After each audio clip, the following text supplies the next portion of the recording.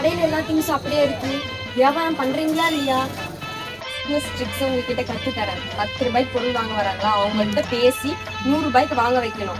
அதுக்குதான் நான் படிச்சிருக்கேன். ஃபாரின்ல போய் படிச்சுட்டு வந்திருக்கேன். அக்கா, கடையில் யாருக்கா?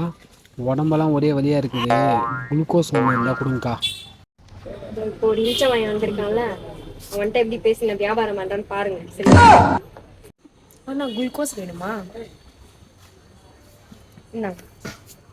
நீங்க குளுக்கோஸ் ட்ரை பண்றதை விட நீங்க ஹார்லிக்ஸ் ட்ரை பண்ணலாம். குளுக்கோஸ்னா வந்து பாத்தீங்கன்னா வெறும் எனர்ஜி மட்டும்தான். இதே நீங்க ஹார்லிக்ஸ் ட்ரை பண்ணீங்கன்னா உங்களுக்கு ஹியூமினிட்டி பவர் வரும், பிரெயினுக்கு போனுக்கெல்லாம் ரொம்ப நல்லது.